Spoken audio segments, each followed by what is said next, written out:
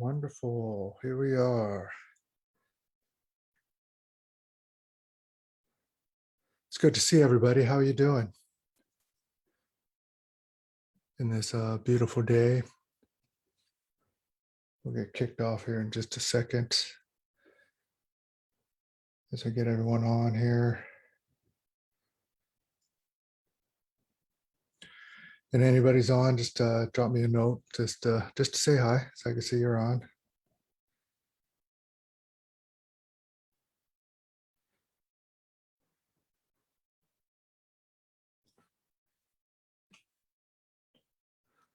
So gonna chish, kewe hi out there, gonna chish. It's good that all of you are here. Right on. Here we go.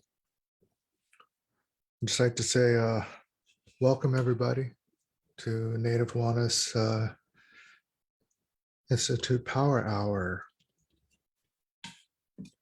And so, yeah, as we get started here, I just want to make a little bit of noise with this here big club right here. As everyone gets in, gets settled, maybe some of you are in your lunchtime and you're just taking this time just to listen and to hang out. That's fine.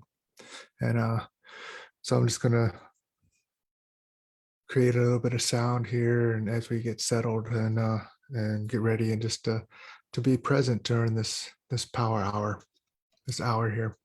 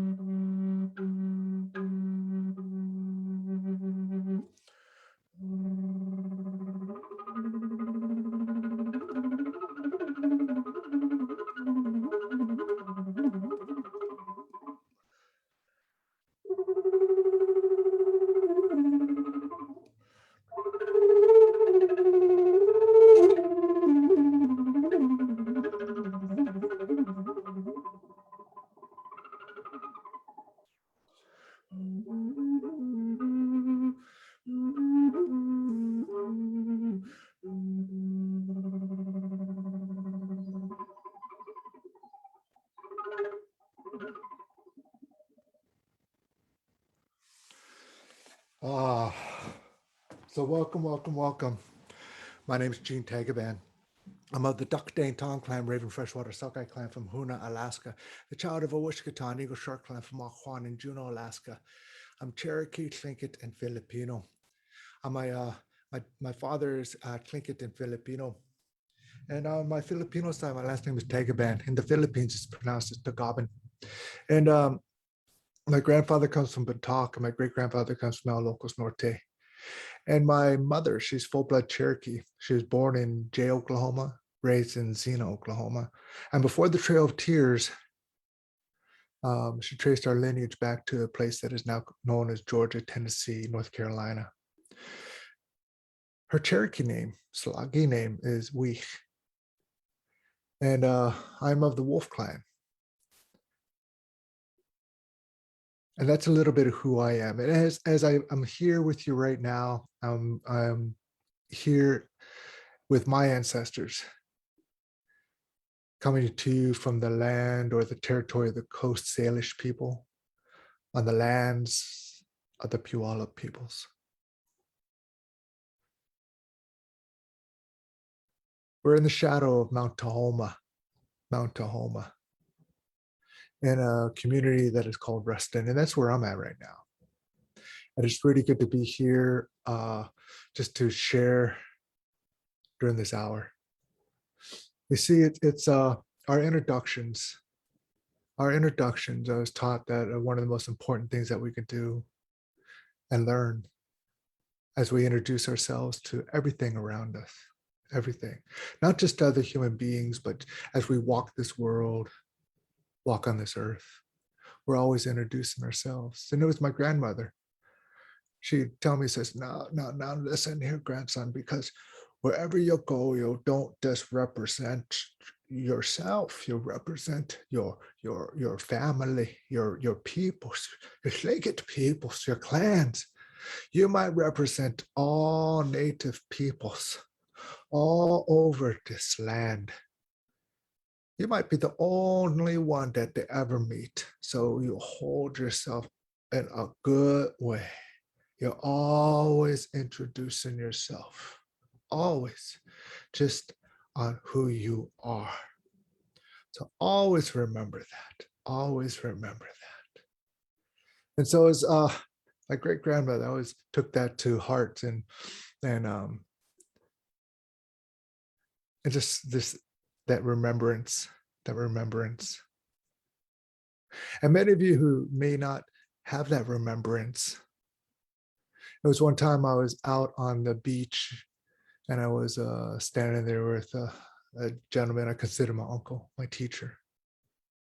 And as we're looking out, I asked him, so how come back in the day, I was just a little kid, back in the day, how come back then that when there's a meeting or a gathering that there's no phones, how did the people know?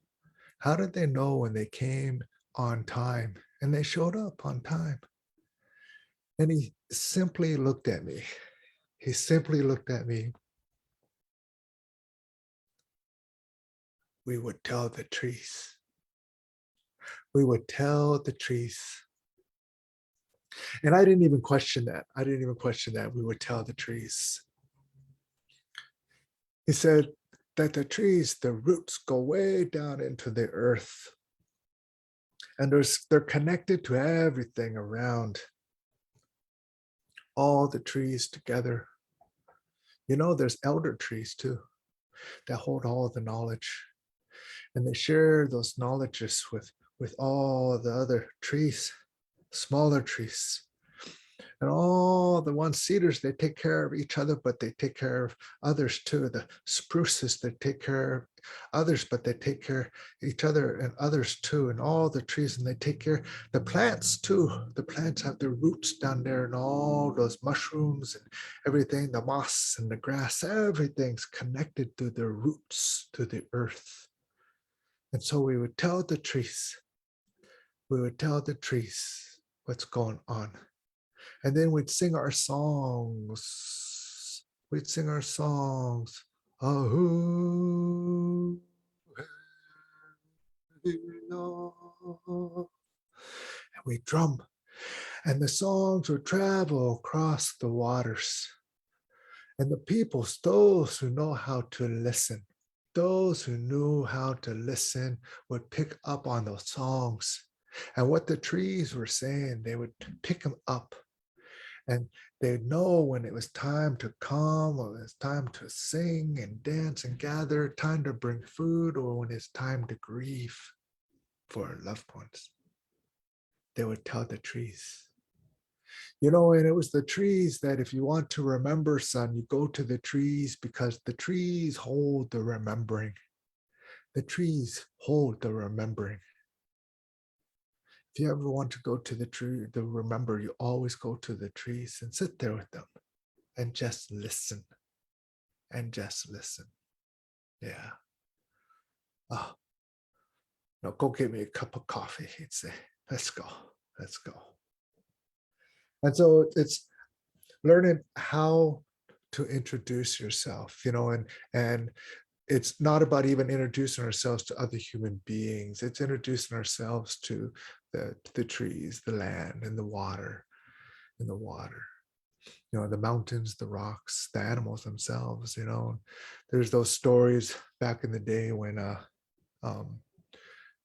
they talk about hunting and how the stories about as if they gave themselves to the people, the deer, the moose, the salmon themselves, the mountain goats and all those beings, those they would, as if they gave themselves to them. And it's back in the day back then, it's like, it that's how it was, because it was when they hunted, they had to get close. Not like today where they have rifles and they can hunt from a long distance away, or you had to really get close. And so you had to act in a good way and accordingly. You had to prepare your mind, your heart, and your guts, your whole system. You had to prepare yourself to be able to communicate and walk out there and go out there in the forest in a good way, with that good spirit. With that good spirit. Because as you walk through the woods, as you walk through the woods, it's like when we walk through water and we're pushing the water and the little ripples are going out before we even arrive. Those ripples in the water. That's how it is out there in the woods too, with the air when we're walking through the woods. The ripples from the air itself, the ripples from our spirit, our attitudes go with us, and they arrive before we get there. And they arrive before we get there. And those who are really sensitive to those things, especially the animals that live there, pick up on that. Oftentimes they pick up on that. Oh, here comes a relative. Oh, let's see who they are, and they'll be still. Just like us, if you ever want to see animals out there, be still. Just sit instead of tromping around and trying to find them, because they'll just stand still and they'll watch you tromp around. But they'll just sit still and they'll say, oh, here comes our relative. And they'll watch and they'll watch and they'll listen to see how you act, see how you are. It was one time when I was traveling with a couple buddies, a couple brothers, Lakota brothers. Um, uh, and we went to China to share culture and to share stories, cultural exchange over there. There was Kevin Locke and Doug Goodfeather, traveling over there with those. There was Raven with a couple coyotes over there. Yeah, it was a good time, and we're walking through China, and everyone's looking at us. And those two are pretty big, and they're looking at them, and so it was one time when we were on the Great Wall of China, actually. And as we're walking on the Great Wall, we walked further and we walked further down that wall. And we were thinking about all the how old that wall is, and all the people and people who had to put it together and who died putting it together, and how ancient it was. And then we kept walking to the edge where the tourist would stop going. And we walked to the areas where it was just a trail. The trees were all grown over on this wall. The trees were grown over, and there's a path where the old wall that was not built up for the tourist was still there. And we're walking, and and then we got to a point to the edge, and then it just kind of just dropped off, and there was no more trail, no more wall to walk on, or path. I'm sure we could have found it if we pursued it. But we stopped there, and it was like a little tower that went up, and we went to the top of this stone tower in China. And we sat there on the stone tower, and then we started singing our songs, acknowledging the spirit of ancestors, because wherever we go, and again, we're always introducing ourselves. And even if nobody else is around, we're introducing ourselves to the trees and everything around, in the spirit of place. And the spirit of place. The spirit of place. And so we're singing, acknowledging ancestors, thanking ancestors, offering food, dropping food. We had some tobacco with us, dropped some tobacco and offered tobacco, burned a little sage, some sweet grass.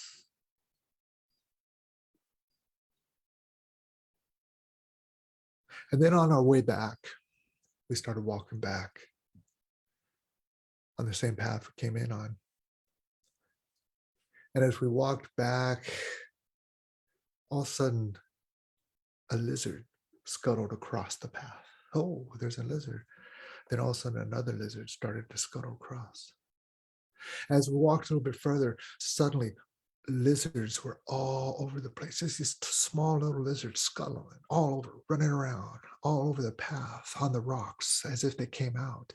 It was as if they came out because we didn't see a single lizard on the way in, but on the way out, after we sang our songs, acknowledged ancestors, acknowledgement of place, offered food, and burnt our sage, and on our way back, it's as if the ancestors came out of that place just to say, here, yes, it's good to see you. Thank you for the offerings. Thank you for the songs. The ancestors of place, yeah, we welcome you, as if they came in the form of those lizards. And it's as if even the plants and the foliage around was even greener. So it's that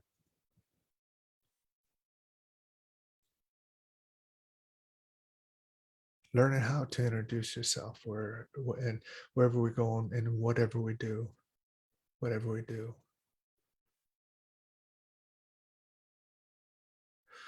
And so during this time too, I'd like to just to offer more stories, because we're going into a transition here of seasons. And I guess today is actually the first day of fall. And it's during the fall time is when you start sitting and settling. And you gathered your food, you did your work, you did your diligence during the summertime. And still it's hunting season now, and still fishing.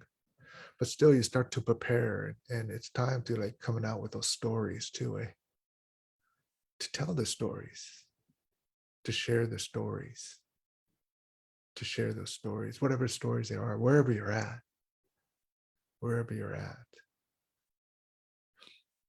And it reminds me of a story about how when we talk about fishing, I've shared this story. It's one of my favorites. Recently, I've been really reflecting on when I was a child, and that reflection is coming back to me is because my father is elderly and is very fragile. Is very fragile in his health right now. His frail. Is coming to the end of his path here, his journey on this world. But I'm reflecting on that time when, he was I looked at him and he was like this year, just this the most athletic, most agile human being. He's my dad. He always had the biggest muscles, and the muscles in his legs, and everything. I mean, he was like, even though my father probably had that, his height, his peak height was maybe 5'8" and a half, maybe 5'9", maybe. But here's my father, and he would take us fishing on the beach. And every time I go up to Juneau now, where my home is, where I grew up at, my brother and I will go out fishing just to, we're not even, to be honest with you, too concentrated on catching fish, but it's just the fact of just standing in the water, tossing in a lure together. together, just being together. Even if it's like this last couple times we've gone out fishing together, it's been storming rain, that southeast rain where it just comes down and there's no stop to it, and the wind is blowing, and we're out there in the water, and it's cold out. It's cold, and we're wrapped up, and the only thing that we're still tossing the line in and bringing it in, and you know every once in a while we'll see a jumper here and there, and the sea lions would swim by and just look at us, these big bull sea lions who are just fearless, and they'll just swim like about 10 feet away from us, just looking at us, and we're just standing there. If it was a big bear, we'd be frightened, but here we have the bears that are swimming in the ocean, and we're just watching it as it watches us. But just being there with my brother, experiencing that,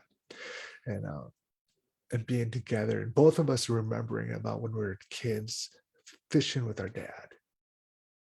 And there was one time when I was out there fishing with my dad, and he caught himself a big coho, bringing it in,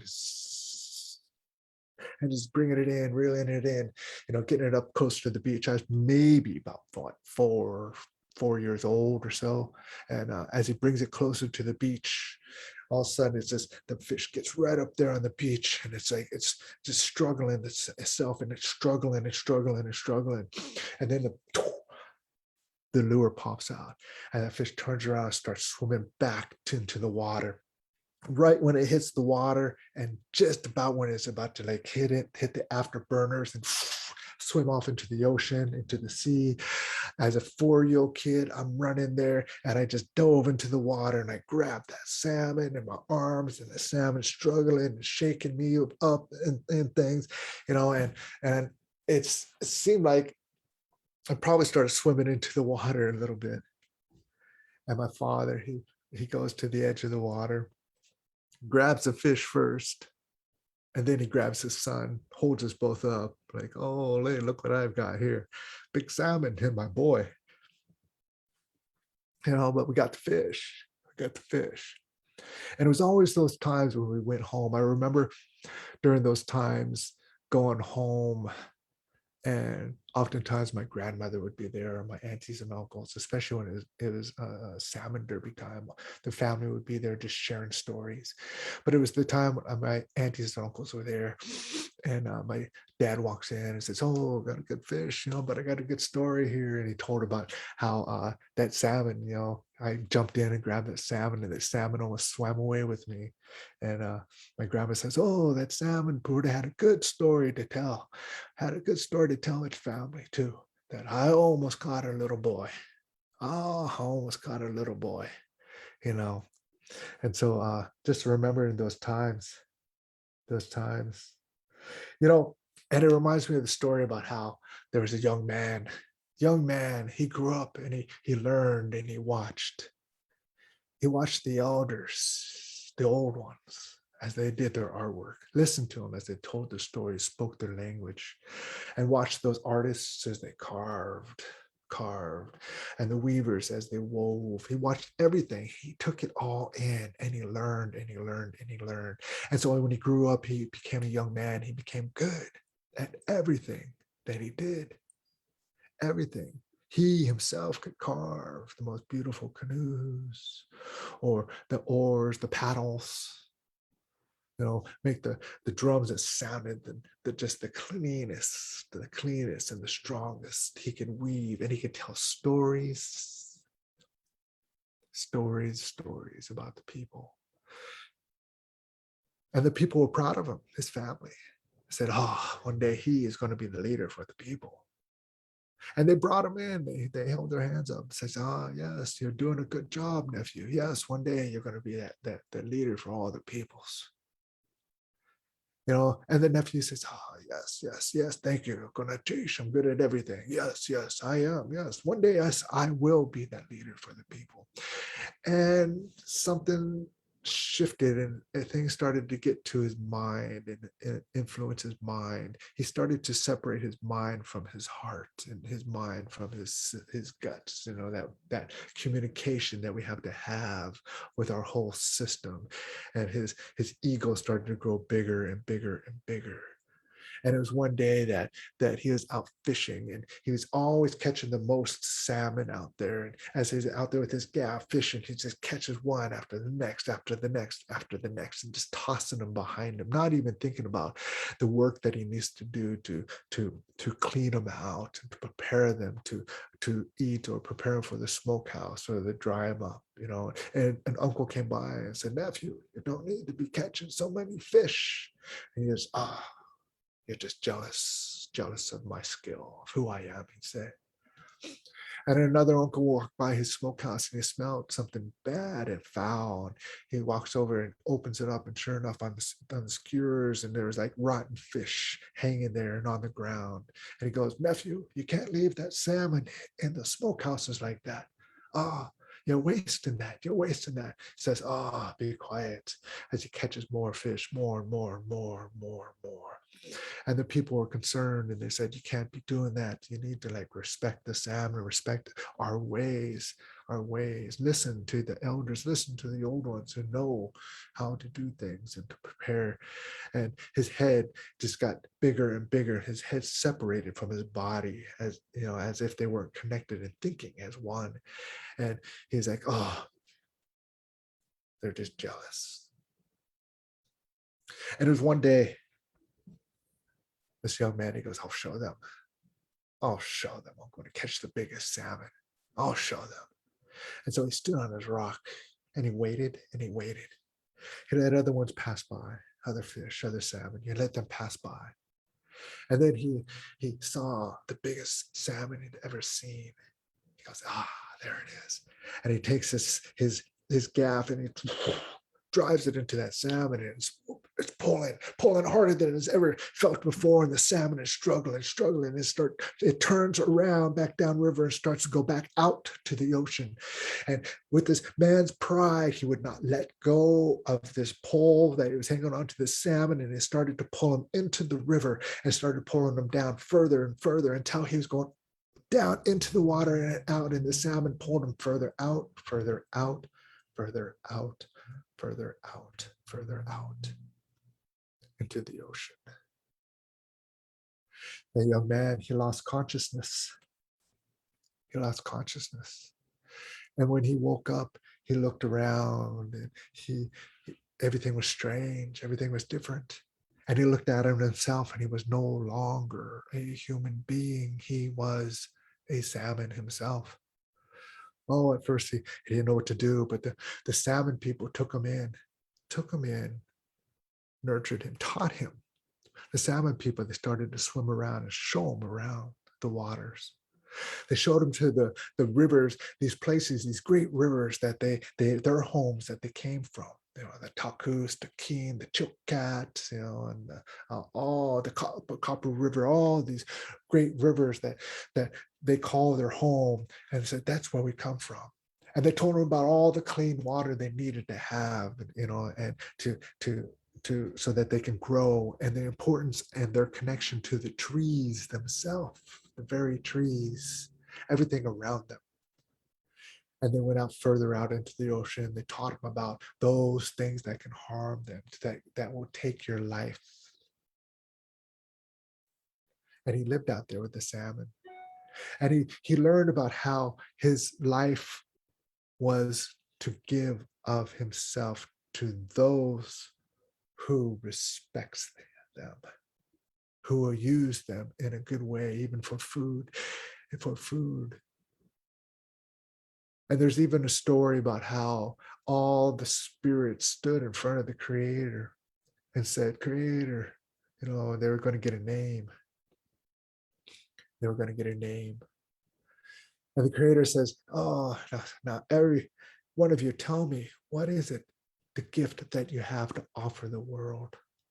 And so Eagle came up there and said, "I can fly high in the sky and see far distance." And said, "Oh, you'll be called Eagle." Bear says, "Oh, I have strength, many, I'm strong. Everyone will see me and have reverence for me out there. And I represent strength." "Yes, you are Bear." Elk, "Deer, I am calm.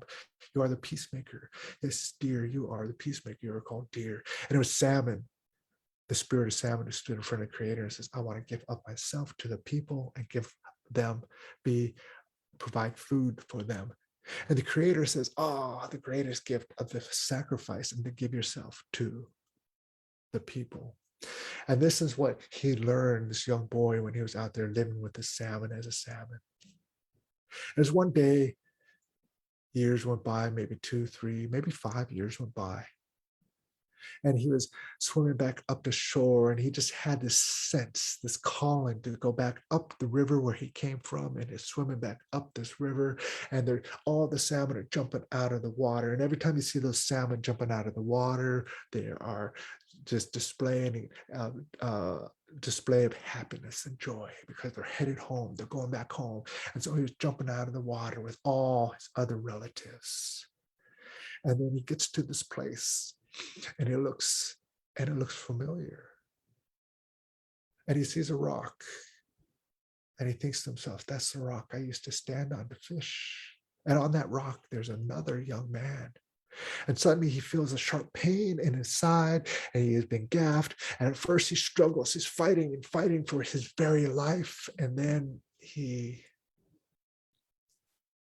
surrenders and remembers that it's time for me to give myself to the people, to nourish the people. And so he's brought back to shore and is placed down on the ground. And there's a copper ring around his tail. And the young man recognizes it, the one who caught him. This copper ring. And he calls the people over. Look, this one, the salmon, this big salmon here has a copper ring on it. And the people recognize that this is the same copper ring that the one who disappeared several years ago had on his arm. This must be him. And so they called the elders over. They called the medicine people and those who who knew about spirit and energies. They called them over. And sure enough, they grabbed the skunk cabbage leaves, placed it on the ground, and the ferns, and placed it on the ground, and they placed the salmon on top of them. And then he grabbed some more leaves, took some salt water, seawater, and fresh water, and poured it over him, and took a blanket, put it over him, and started to sing. And they sang over this boy who was a salmon as this salmon changed back into a young man and changed back into the young man. And this young man, when he came back, he had reverence, respect, and honor. And yes, he did become a good leader for the people. He did become a good leader for the people.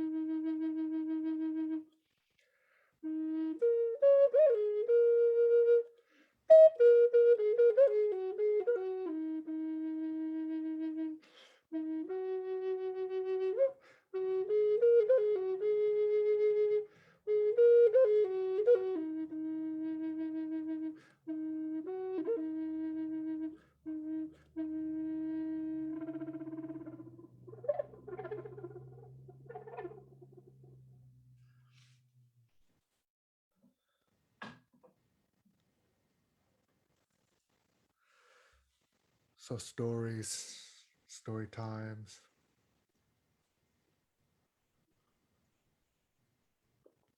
I'm seeing some of these posts on here. Thank you for your presence. Lakota, it's good to see you, even if it's I don't see you, and we can communicate in this way and see each other. Good friend of mine, and and we're talking about the water, and the fresh water that we need. And oftentimes too is the rain. The rain too is like it's been rainy a lot, and And so many times we hide from it. Why? Why do we hide from the rain? And those rains are ancestral rains. Those rains are ancestors themselves. Just like, I want to encourage people to take your shoes off and walk outside on the earth, on the land. We have we have cut ourselves off from that connection by wearing rubber-soled shoes. And just to get connected back to the earth, back to nature connection. And I had an elder one time taught me about, if you want to learn about your nature of who you are, we must go to nature. If you want to learn about the nature of who you are, we must go to nature. Yeah. And whenever I get a chance, I like to get out there, in the waters. And the waters too, it's like to get to the waters. I had a conversation last night with a good friend of mine, an old friend of mine. Now, he wouldn't want me to be calling him old. His name's Doug Modig. Doug Modig. We're talking about, he was talking about the Sweat Lodge, and asked me if I went to the sweat as much. And I don't sweat that much, to be honest with you. But I do take time to go to the water. I like to go to the water. And there's an experience this one time when I was in the water, and uh, it was a cold day, because sometimes I'd even go to the water during the wintertime. It was a cold day. And we went up to towards the mountain, towards this mountain they call Mount Rainier, but we call it Mount Tahoma. And we took the drive up towards the mountain, up towards the mountain, further and further up. I was told that the closer you get to the source of the water, the more strength that it has. It hasn't been, it's like it hasn't been influenced as it travels down, influenced by other human or people or that. But the closer to the mountain, it's clearer, it's cleaner, has more strength, energy, spirit. And so that's what we did. We drove up towards the mountain, up further and further up towards the mountain. And we went down this here side road, and we found this stream that was running strong but slow. It was running strong but slow. Have you seen those streams? It's like the ones that are running fast. They got the rapids going on, but this was just a little tributary that went off of it. It was still running, and it was running strong, slow, and it was like fairly deep.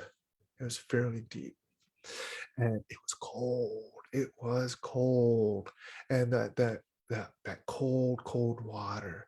And so we made a fire. We made that fire, and it wasn't. We don't have to make a big fire.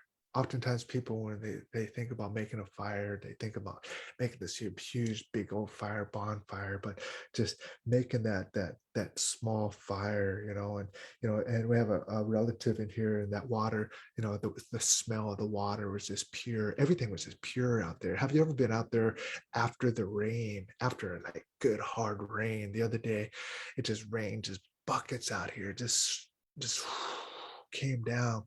And then I went out and jumped on my bike, and I went for a ride through the trees out here, and the freshness, you could smell the freshness of the cleansing that rain provided. And you could smell the trees, and it's as if my whole senses opened up during that time. But when I was out there on that mountain, we were finding that water. We found the water, everything was just bright. But then we made a fire, a small fire. We took some food, offered some food, took some tobacco off some tobacco, and sang a song out there. And as we sang the song, and I said, oh, just our prayers, it's as if you are in a sweat, it's in a different way. But we went to the water, and then we went into the water, and you could like go in, then come back out, stand next to the fire, or go back in, or you could stay in the water and do certain rounds, like 4 rounds or so, staying in the water. But we were in that water and it was cold, and we stayed in that water, that cold, cold water for about a good 45 minutes at least, in the cold water, and 45, 50 minutes. And you just don't run in and just dunk yourself and then come out. You walk in slowly with reverence. You feel the cold water on your toes, on your ankles, as it goes up your legs, as it goes up your torso, all the way up your body. You feel it. You feel it, that cold water, as it sinks deep, deep, deep, deep, deep, deep, deep into you, to a cellular level, core level, spiritual level. And we're in that water and just slowly submerge ourselves and then come back out. And oftentimes I go, hoo, hoo, hoo, hoo, hoo, hoo, hoo. And sometimes I'll have the hemlock branches or the cedar branches and just, whipping ourselves, not hard, but with reverence and gentle, and just patting ourselves down with those branches, patting ourselves down, and with those branches, and giving our prayers, and then offering those prayers. And then we go back into the water and slowly submerge ourselves some more and come back out. But it was like, I remember that one experience that I have, because it stood out so much, because when I came out of the water that last time, it was as if everything just like my whole sensory being just opened up and woke up. Everything was greener, everything was more vibrant, everything was shaken with energy all around me as I came out of that water that last time. And almost like in a altered state, after that. Uh, and then we walked out and gave our reverence and drove down.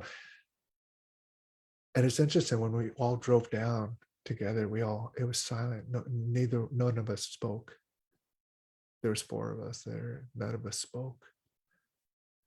Then we got closer to town and said, "Oh, we want to get something to eat." So we dropped in, got something to eat, something warm to drink. And each of us, we were just exhausted. There's that water, that cold water just zaps you and takes that energy out of you. And like this, it's as if it takes that whatever it needs to come out, and then puts that spirit back in you. And it can be exhausting. And but it's but I brought that up because it's like as if I went into the water. And I had an elder explain to me this one time. He says, "Oh, just one time I went into that water. And as I went into the water, it's as if I became the water, as if I like came that water, and I just floated down that river, went down the river all the way down to the ocean. And as I was in that ocean, I was part of everything around me, being part of that ocean. And then I just got to a mist, and then I just got to a fog, and I started to float up into the sky, and I became the clouds, and I became all the clouds in the water.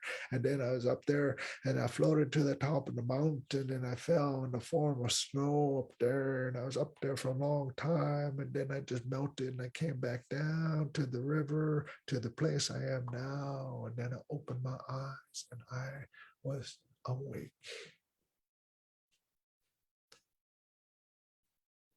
Awake.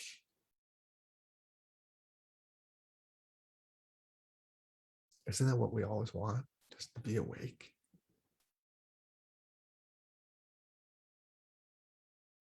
Part of everything around us. It's like our ancestors, I truly believe they were awake because they didn't have these distractions. We were talking about this last night too. But they were awake, and they were connected in a much different way than we are now.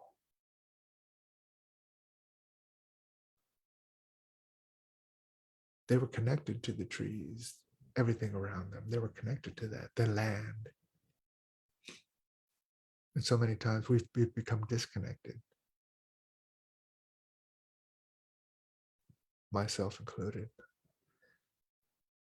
And I'm always like looking for, how can I be connected? How can I be awake? Awake.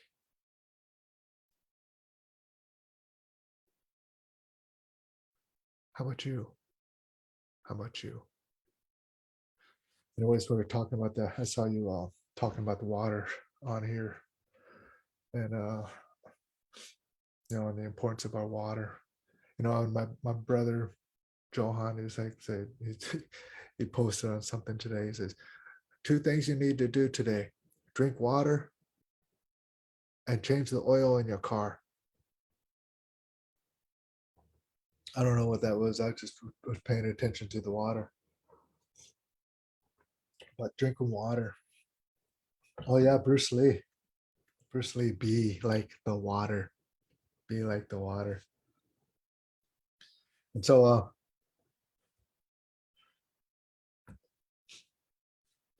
yeah.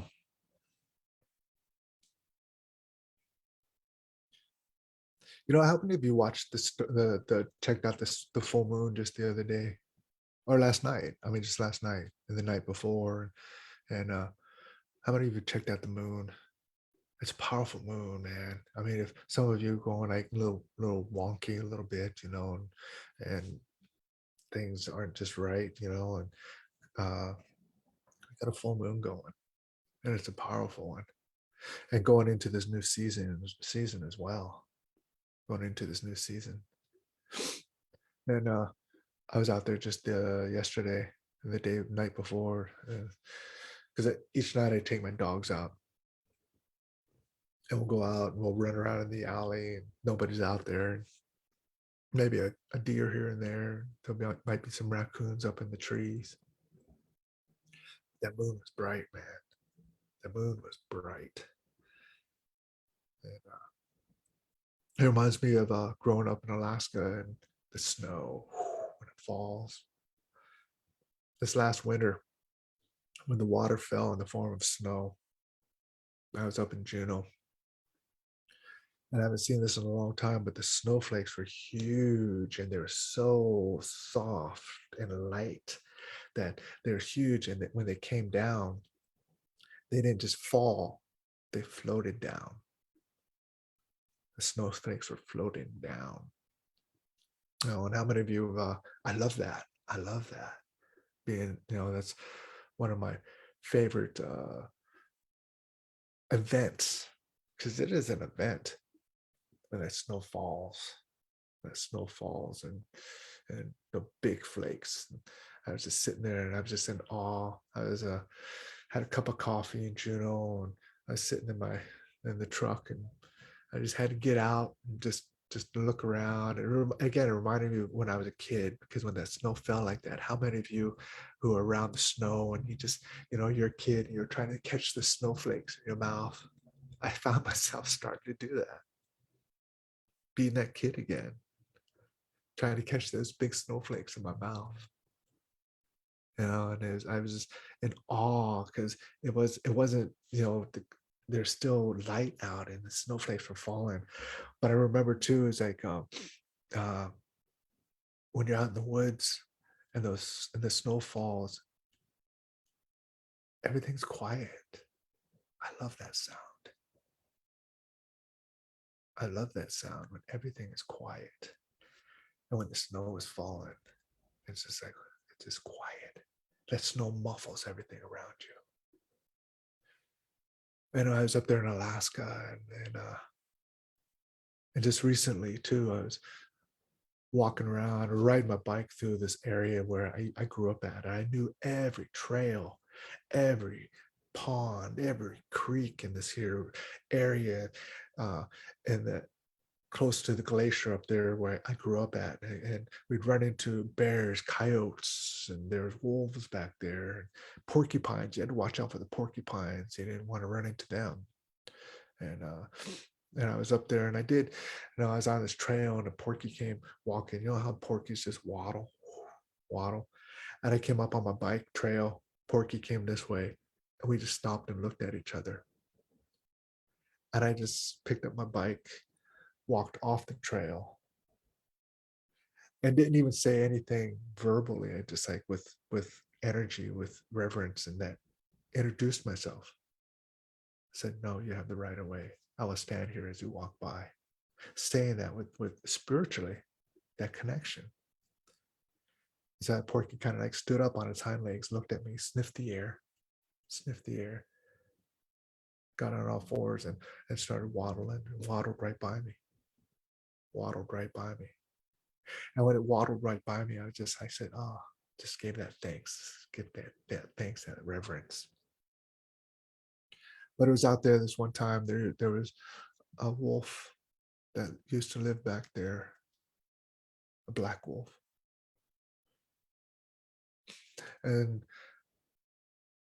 I used to go out and I would take a wool blanket and I would just like sit out there in the snow and just sit out there with the wool blanket over my head and just sit out there and just to, is almost a time of reverence and of meditation and the silence of the snow. And as the snow falls on top of you, you know, it's like the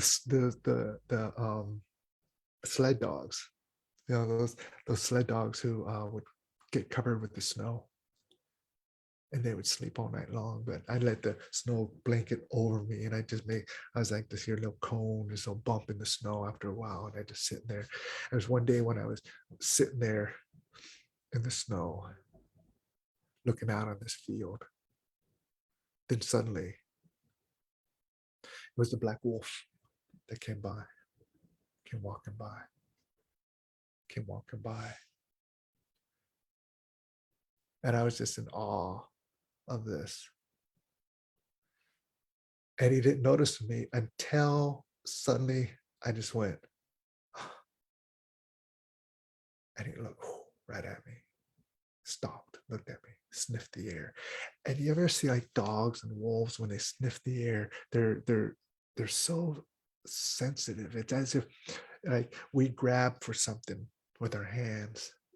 When they sniff the air, it's as if with their scent, they're grabbing at things in the air, sense. They're like, oh, what is that? Bring it here. What is that? What is that? With their nose. That's how sensitive it is.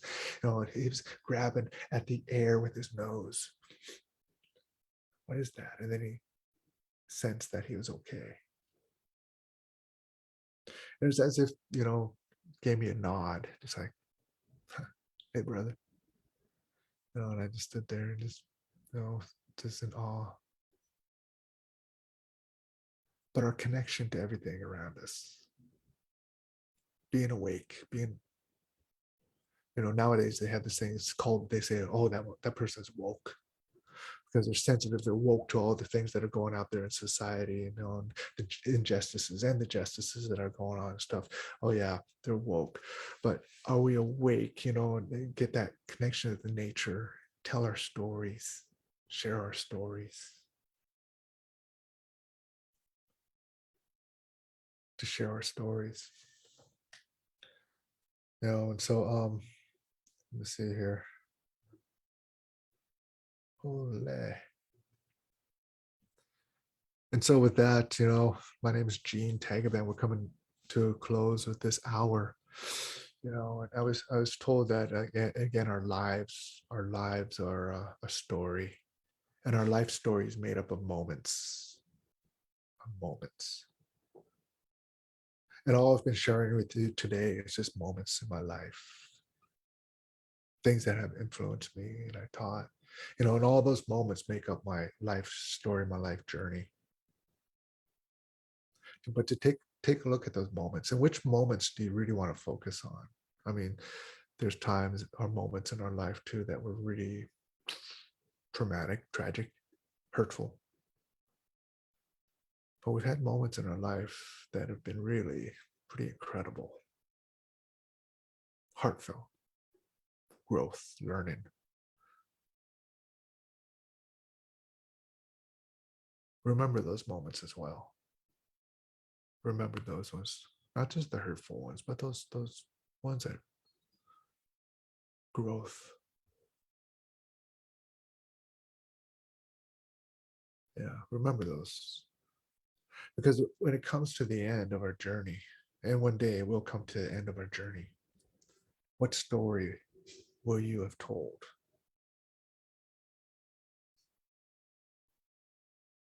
Through all those moments that we create, like right now, you took time right now in your life to spend here listening to me to share stories and experiences. You took a moment, and that's all this is a moment.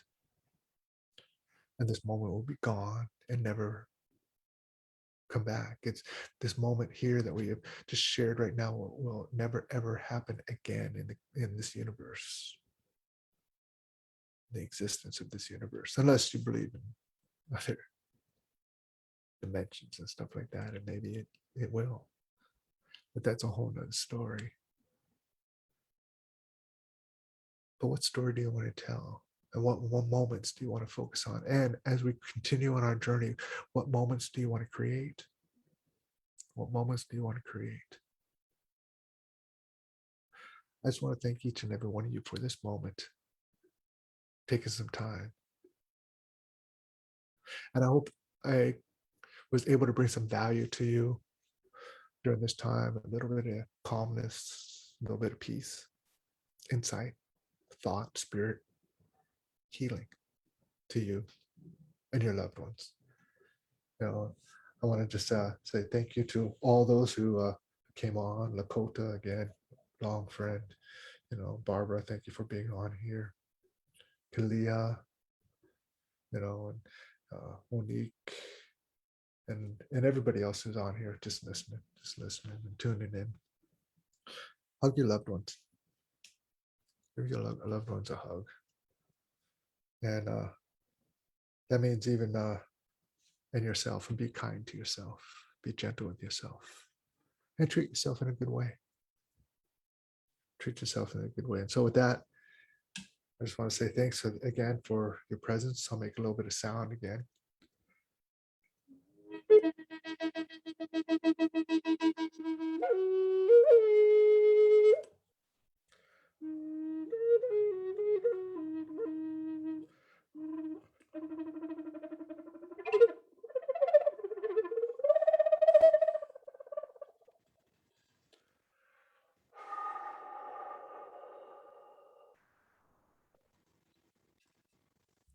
So until next time, blessings and be a blessing.